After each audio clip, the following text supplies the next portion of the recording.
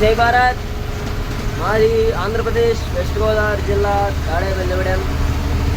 నా పేరు మీ అందరికీ తెలుసు, ప్రత్యేకంగా చెప్పాల్సిన అవసరం లేదు. ఇప్పుడు నేను ఏంటంటే నిన్న గండిలో స్టే చేశాను. మార్నింగే లేచి ఒక 6 కిలోమీటర్స్ అలాగా నడుచుకుంటూ ప్లస్ లిఫ్ట్ తీసుకుని 2 బైక్స్ మీద అలా వెళ్తూ ఉన్నాను. ఇప్పుడు నేను ప్రజెంట్ అయితే లారీలో ఉన్నాను. నాకు లిఫ్ట్ ఎవరిచ్చినా పర్లేదు కాబట్టి లారీ నాకు కొత్త ఏం కాదు. కాబట్టి ఇప్పుడు ప్రజెంట్ అయితే నేను లారీలో ఉన్నాను. ఒక 54 కిలోమీటర్ల దాకా ఒక బ్రదర్ లిఫ్ట్ ఇస్తున్నారు. ఆయన నేను బైక్ మీద వెళ్తాను చూసి నేను ఎక్కడికి వెళ్తున్నాను అడిగి పని కట్టుకుని మరీ కదిలి వెళ్తున్నాను, మీరు నా లారీ ఎక్కేయండి అని చెప్పని ఆయనే అడిగారనమాట. అలాంటి వాళ్ళు ఎంతమంది ఉంటారు? చాలా తక్కువ. ఇవాళ మన డే స్టార్ట్ అయింది లారీ మీద. ఫాస్ట్గా వెళ్ళిపోదాం. బ్రదర్ అయితే ఇదిగో ఎక్కడ ఉన్నారు? బ్రో మీ పేరు చెప్పండి. నా పేరు రామాయణ. మీరు ఎక్కడ ఉంటారు? మీ ప్లేస్ ఏంటి? కదిరి. ఓకే, మీరు ఇదే డ్యూటీ లారీయే? Okay bro. చూసారా, ఇలా లిఫ్ట్ దొరికి హెల్ప్ చేసే వాళ్ళు ఎంతమందో ఉండరండి, చాలా తక్కువ. కాబట్టి లిఫ్టే మనకు మెయిన్ ఆధారం. ధర్మంతో మనం ధర్మంగా ప్రయాణించాలని కోరుకుంటున్నాం. కాబట్టి సనాతన ధర్మానికి జై. జై శ్రీరామ్, జై భారత్.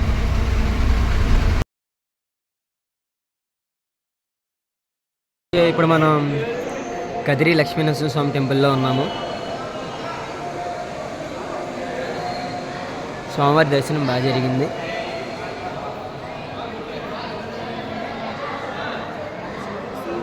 ఇది ఇక్కడ రీసెంట్గా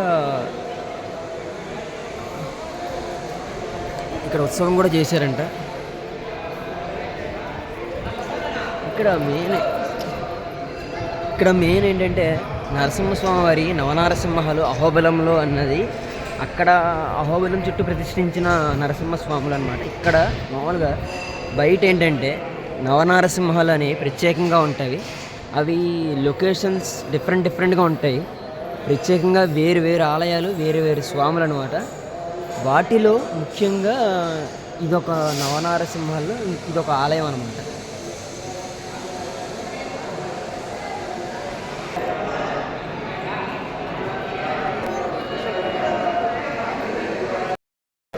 మనం కదిరి టెంపుల్లో దర్శనం ఫాస్ట్గా అవ్వాలని చెప్పని మెయిన్ ఎంట్రన్స్ నుంచి తీసుకెళ్ళారు బ్రదర్ వచ్చి టెంపుల్లోనే ఉంటారు, టెంపుల్లోనే వర్క్ చేస్తూ ఉంటారు. టెంపుల్ సరౌండింగ్స్లోనే ఉంటారన్నమాట. టెంపుల్కి సంబంధించిన ఆయన కదిరిలోనే ఉంటారు. ఈయన వల్ల కొంచెం నాకు దర్శనం ఫాస్ట్గా అయింది, ప్లస్ బాగా దగ్గరగా చూశాను. చాలా చాలా బాగా చూసుకున్నారు ఫ్రెండ్. బ్రదర్ చెప్పుకోండి. బ్రదర్ మీ పేరు? సాయి. మీరు ఇక్కడ ఉంటారు? టెంపుల్ ఉంటారు. చాలా గ్రేట్ అని చెప్పుకోవాలి. బాగా దర్శనం జరిగింది. జై నరసింహస్వామి. అందరికీ జై శ్రీరామ్, జై భారత్. నేను ఇప్పుడు తిమ్మమర్రి మాను అని అతి పెద్ద చెట్టు, ఊరికి సగానికి పైన కప్పేసి ఉంటుంది, ఒక గొడుగులాగా. మొత్తం చెట్టే ఉందా అనిపిస్తుంది. ఏంటి ఆ చెట్టు దగ్గరికి వెళ్తున్నాను అంటే అది టెంపులా అని అడిగితే టెంపుల్ కాదు. కాకపోతే ఏంటంటే అక్కడ తిమ్మమర్రి మాను అనే ఒక పెద్ద చెట్టు ఎన్నో ఏళ్ళ బట్టి అలా ఉంటుంది. అది మొత్తం చాలా మటుకు ఊరిని కవర్ చేసి ఉంటుంది. కింద ఒకటి అమ్మవారి గుడి ఒకటి ఉంటుంది, చూడాలి వెళ్ళి కంపల్సరీ. ఇంకోటి ఏంటంటే ఈ దారి నిండా చెట్లు. అంటే ఒక మనిషి బతకడానికి నీరు, నిప్పు, గాలి, నేల, ఆకాశం అన్నీ అవసరమే. దాంతోపాటు డబ్బు కూడా అవసరమే, ఇంకా మంచి కుటుంబం కూడా అవసరమే. వీటన్నిటితో పాటు మెయిన్ చెట్టు. ఒక మొక్క నాటితే అది పెద్ద వృక్షంగా మారుతుంది. ఆ వృక్షమే పచ్చని నీడనిస్తుంది. పచ్చని చెట్టు ప్రగతికి మెట్టు అని ఊరికి నానలేదు. కాబట్టి మొక్కలు నాటండి, పచ్చదనాన్ని పెంచండి, ఫ్రెష్ ఆక్సిజన్ పీల్చుకోవచ్చు. జై శ్రీరామ్, జై భారత్.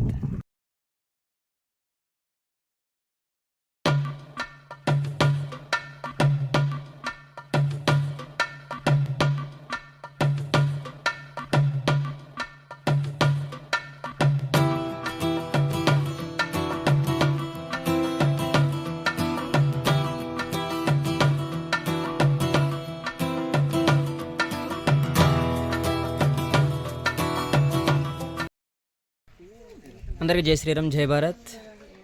మాది ఆంధ్రప్రదేశ్ వెస్ట్ గోదావరి జిల్లా తాడేపల్లిగూడెం. ఇప్పుడు నేను ప్రజెంట్ అయితే తిమ్మమర్రి మాను అనే భారీ వృక్షమైన ఒక చెట్టు దగ్గర ఉన్నాను. దీని స్టోరీ గురించి మొత్తం, దీని చరిత్ర అనేది ఏంటనేది ఇక్కడ గైడ్ ఉన్నారు, సార్ చెప్తారు ఏంటనేది. సార్ మీ పేరేంటి సార్? నా పేరు మనోహర్ అండి. నేను ఇక్కడ ఏపీ టూరిజం గైడ్గా ఇక్కడ పనిచేస్తున్నాను. తిమ్మమ్మ మర్రి మాను ప్రపంచంలోనే ఒక పెద్ద మహావృక్షం.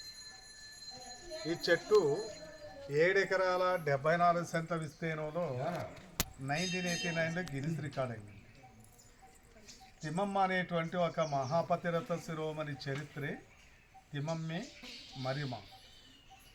ఈ అమ్మవారి ఇప్పటికీ 700 సంవత్సరాల క్రితం మన భగవాన్ పుటపర్తి సత్యసాయిబాబు ఉన్నారు కదా, పక్కనే విలేజ్ అండి బుకపట్నం, అమ్మవారి పుట్టినేది.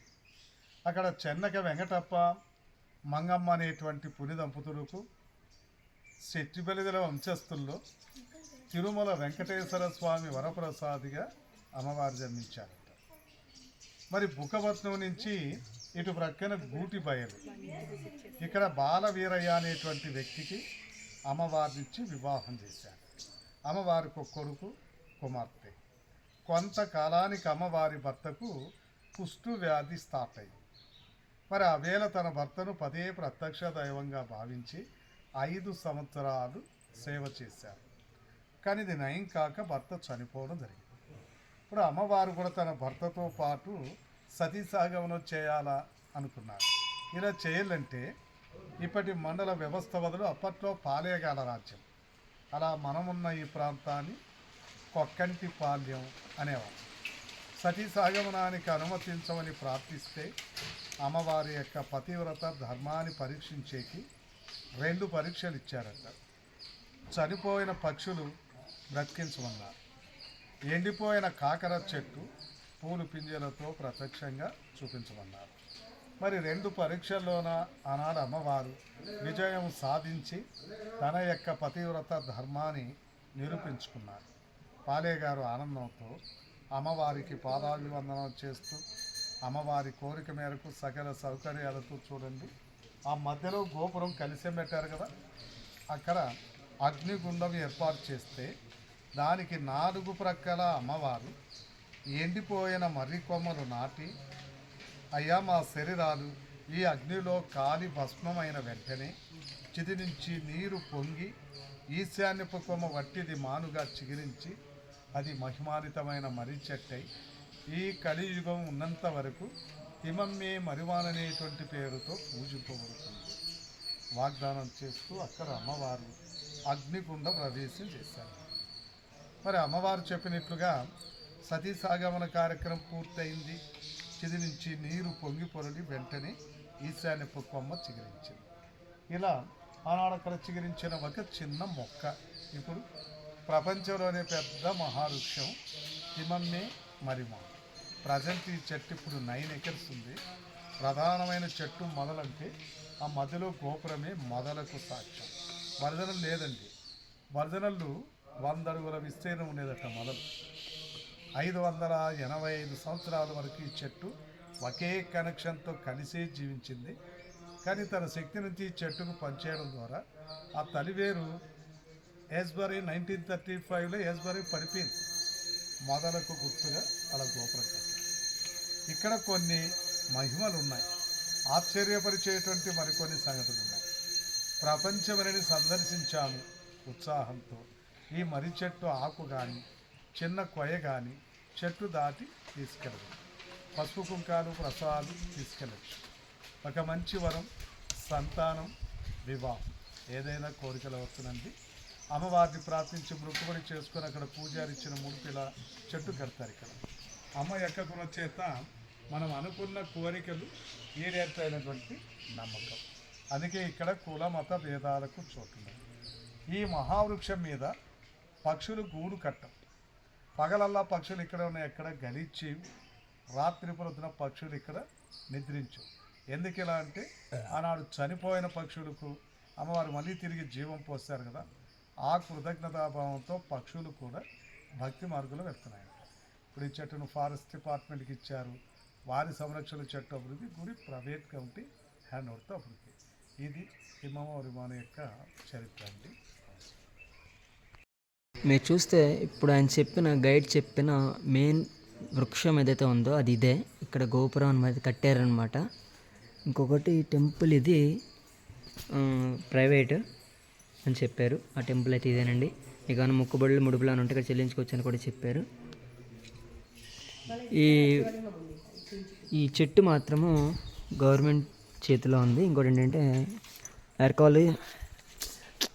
ఆర్కియాలజికల్ డిపార్ట్మెంట్ వారు కూడా దీన్ని సంరక్షిస్తూ ఉంటారు. ఆర్కియాలజికల్ డిపార్ట్మెంట్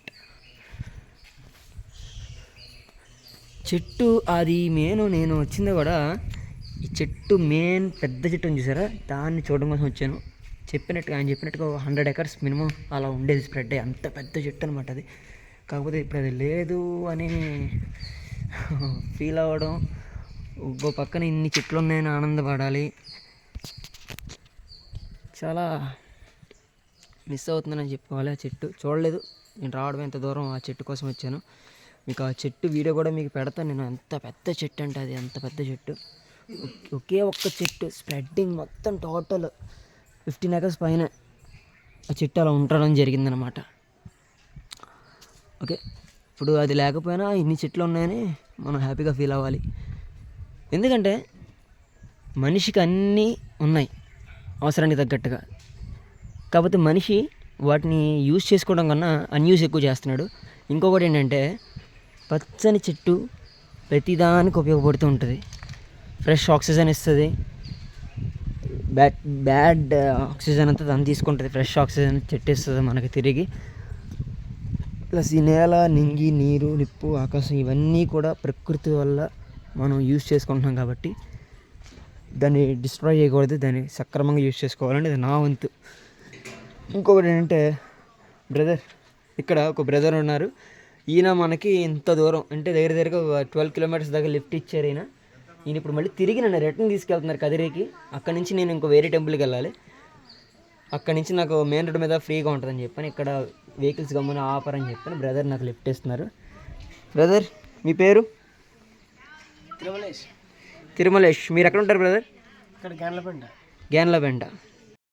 నేనైతే మామూలుగా ఇక్కడ తిమ్మమర్రిమానికి రావడానికి గల కారణం ఆ చెట్టే. ఆ చెట్టు మినిమం దగ్గరగా 100 acres స్ప్రెడ్ అయి ఉండేదంట ఆ పెద్ద చెట్టు. ఇప్పుడు కాకపోతే ఆ చెట్టు ఏంటంటే కొన్నాళ్ళకి ఏదైనా సరే పోవాల్సిందే కదా. ఆ చెట్టు కూడా అలాగే ఎండిపోయి దాని అంతట అదే రాలిపోయింది. అప్పుడు ఏంటంటే ఆ టైంలో అది పడిపోయిన తర్వాత చాలా చెట్లు అలా అలా రావడం, దాని ప్లేస్ని మిగతా చెట్లు చిన్న చిన్నవి కవర్ చేయడం, సేమ్ దాన్నంత స్ప్రెడ్డింగ్ కాకపోయినా ఒక 15 acres సరిపడగా చెట్లు అలా స్ప్రెడ్ అవ్వడం జరిగింది. ఆ వీడియో అనేది నేను పాతది ప్లస్ కొత్తది కూడా నేను మేబీ సెర్చ్ చేసి గ్యాదర్ చేసి నేను కంపల్సరీ పెడతాను. నేను కూడా చూసినట్టు ఉంటుంది. జై శ్రీరామ్. ఓల్డ్ తిమ్మమర్రి మాను ట్రీ చూడొచ్చు మీరు.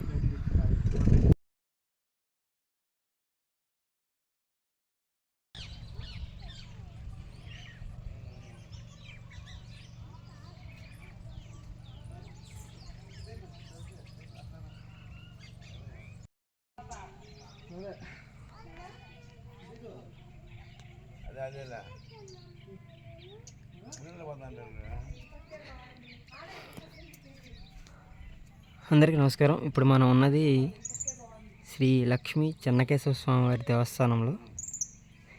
ఇది వచ్చేసి ప్రస్తుతం ఆర్కియాలజికల్ డిపార్ట్మెంట్ వారి చేతిలో ఉంది.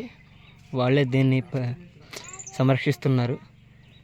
ఇదేంటంటే ఇక్కడ పూజలు ఏమీ జరగవు. కాకపోతే ఏంటంటే దీన్ని టూరిస్ట్ ప్లేస్ కింద ఇంకా మార్చారనమాట. దీన్ని వాళ్ళే మెయింటైన్ చేస్తున్నారు.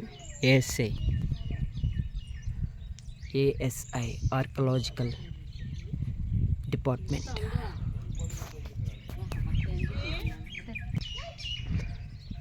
ఈ స్తంభాలు ఇవన్నీ అప్పటివే. ఇది ఎంత పురాతనమైంది అనేది నేను ఇంకా హిస్టరీ చూడలేదు, నేను చూసి మీకు చెప్తాను. ఇంకొకటి శిలాఫలకం కూడా ఉంది దీనికి సంబంధించింది, అది తీసాను, అది కంపల్సరీ పోస్ట్ చేస్తాను కాబట్టి మీకు దాని ద్వారా మీకు ఐడియా రావచ్చు.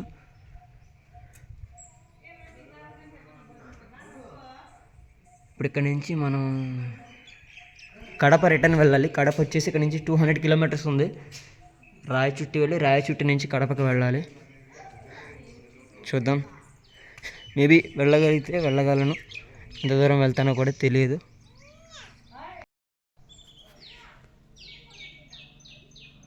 అక్కడ చూస్తే డోర్కి సైడ్ హోల్లా కనిపిస్తుంది కదా, అవి టెంపుల్ చాలా మటుకు డ్యామేజ్ అవడం వల్ల, సరిగ్గా గోపురం లేకపోవడం వల్ల అలా ఉంది. కానీ లేకపోతే ఏంటంటే ప్రతి టెంపుల్కి అటు సైడ్ ఒకటి ఉంటుంది ఓపెన్గా పైకి వెళ్ళడానికి, ఏంటి స్టెప్స్ ఉంటాయి. ఏంటంటే పైన కలశాలకి అభిషేకం చేయడం, కలశాల మార్పిడి కానీ చేయడానికి అనువుగా ఉండేలాగా పెట్టుకుంటారన్నమాట ప్రతి టెంపుల్లో.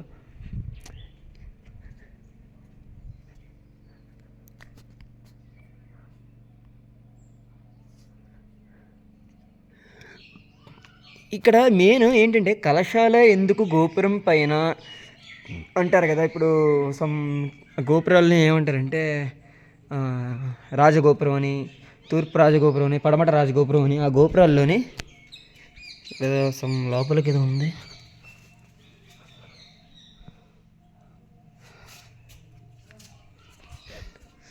ఇక్కడ ఆ గోపురాల్లో ఏముంటుందంటే స్వీపింగ్ చేస్తున్నారు, లోపల పడుకుంటున్నారు అంటున్నారు. ఆ లోపల లోపల తలేలేదు విగ్రహానికి. చూసారా చాలా మటుకు డ్యామేజ్ అయిపోయింది. ఇక్కడ చాలా మటుకు డ్యామేజ్ అయిపోయి ఉంది. ఇక్కడ ఇంకోటి ఏంటంటే చాలా సినిమాలు షూటింగ్ కూడా జరిగినాయి అని చెప్పాను అంటున్నారు. అందులో కళ్యాణరామ్ గారి సినిమా కూడా ఉంది అంట.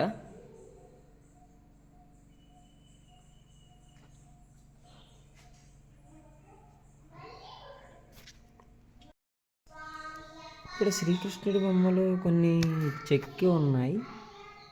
ప్లస్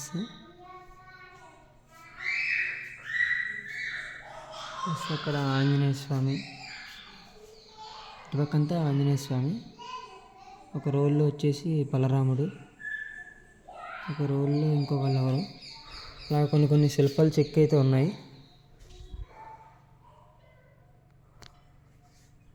అంత నీట్గా ఫ్లవర్ డిజైన్ అలాగా స్పష్టంగా చెక్కడం అనేది అప్పటి నుంచే ఉంది. అప్పట్లో మెషినరీ లేదు, చేతి పనే, అంటే ఉలి సుత్తితో వాటితోనే చెక్కేవారనే కొంతమంది అంటున్నారు. కాకపోతే ఏంటంటే లోపల చాలా బాగుందండి. ఇక్కడ ఒక్కొక్కళ్ళు పని చేస్తున్నారు. కానీ ఈ టైప్ ఇలా చెక్కడం అనేది చాలా గ్రేట్ శిల్పాలు. ఇంకొకటి ఏంటంటే చాలామంది నేను వీడియోలు తీసి అప్లోడ్ చేస్తుంటే అనుకోవచ్చు ఇతనికి చెప్పడం రావట్లేదు, చెప్పడం కుదరట్లేదని. నాకు తెలిసినంత మటుకు నేనైతే చదువుకోలేదండి. నేనైతే అన్ఎడ్యుకేటెడ్ పీపుల్, చదువు అయితే చదువుకోలేదు అసలు. ఇంకొకటి ఏంటంటే ట్రావెలింగ్ అంటే చాలా ఇష్టం, దాన్ని బేస్ చేసుకుని నేను ట్రావెల్ చేస్తున్నాను ఇష్టంతోనే. నేను ఇంకేంటంటే నాకు తెలిసిన ఎంతో కొంత ఇంకా తెలుసుకోవడానికి ట్రై చేస్తున్నాను, చూపించడానికి కూడా ప్రయత్నిస్తున్నాను. ఇందులో ఏమైనా తప్పులు ఏమైనా ఉంటే ఐఎమ్ సారీ. ఇంకొకటి ఏంటంటే ఇక్కడ ఎవరైనా వెంకటేశ్వర స్వామి వారు అయ్యి ఉండొచ్చు. ఓకే, ఇక్కడైతే పూజలు ఏం జరగవండి, చెప్తున్నాను కదా. ఏంటంటే టూరిస్ట్ ప్లేస్, ఇంకా విజిటింగ్ చేయడం కోసం మాత్రమే. వన్స్ మండపం పైకి ఎక్కకూడదు, కానీ ఎక్కాల్సి వస్తుంది మీకు చూపించడం కోసం.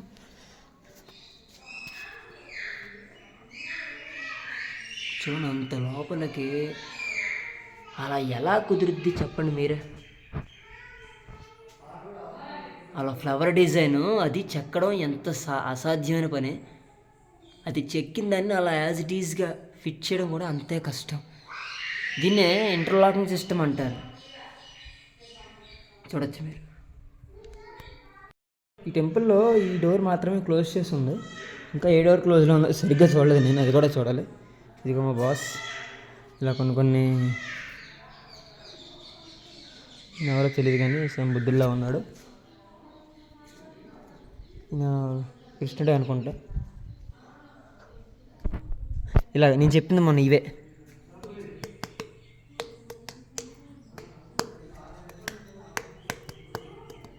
ఇలాగా ఒక్కొక్క టెంపుల్లో ఏంటంటే ఇవి తట్టినప్పుడు ఇలా తడుతున్నాం కదా, ఇవే సేమ్ ఇదే పిల్లర్స్ చూసుకోండి మీరు. ఎక్కడైనా కొన్ని కొన్ని చోట్లకి వెళ్ళినప్పుడు ఆ పిల్లర్స్ అలాగా టచ్ చేసినప్పుడు ఇలా అన్నప్పుడు ఒక మ్యూజిక్ అనేది వస్తుంది కంపల్సరీ. అన్నిట్లో ఉండదు, కొన్నట్లో ఉంటుంది అంతే ఒక్కొక్క టెంపుల్లో అలాగా. తాత తీసుకెళ్ళిపోతాడు తాత దగ్గరికి.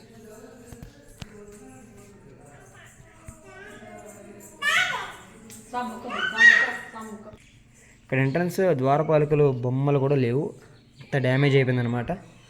వాళ్ళ ఫుట్స్ మాత్రమే ఉన్నాయి. లోపల స్వామి ఇంత మంచి చూపించిన. ఇక్కడ బయట ఒక మండపం ఉంది. ఆ మండపం పైన ఇదేదో సమ్ ఇది కోతి సమ్ ఏదో సింహం అవన్నీ ఉన్నాయి. ఇక్కడ నేను పూజలు జరగట్లేదు అన్నాను కదా, కానీ లోపల ఒక విగ్రహం ఉంది మెయిన్ చెన్నకేశ్వర స్వామి. ఆ విగ్రహానికి పూజ అయితే చేస్తున్నారు, కానీ మిగతా అంతా నార్మలే. చూపించినట్టుగా చూపించాను స్వామివారిని, ఎందుకంటే చూపించకూడదు కాబట్టి. బయట చూద్దాం.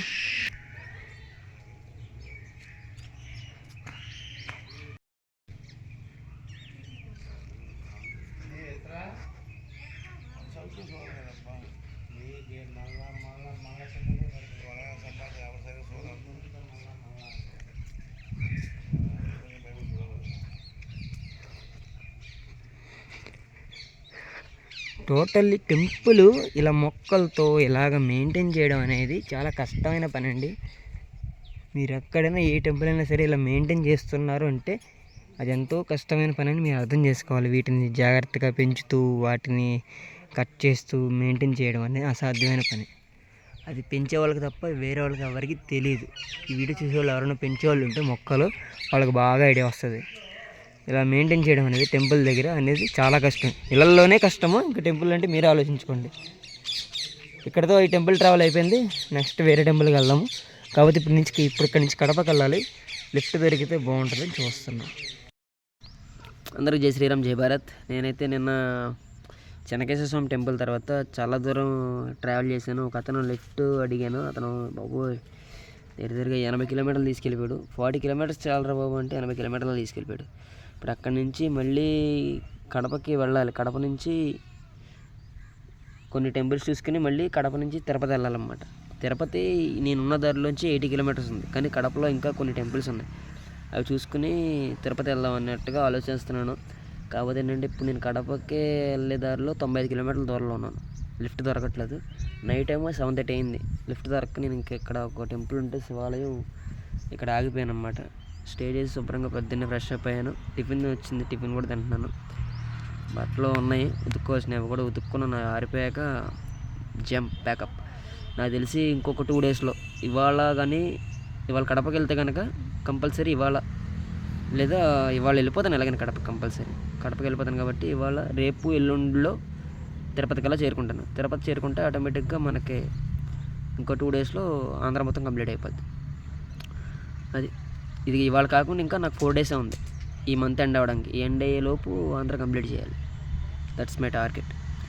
జై శ్రీరామ్, జై భారత్.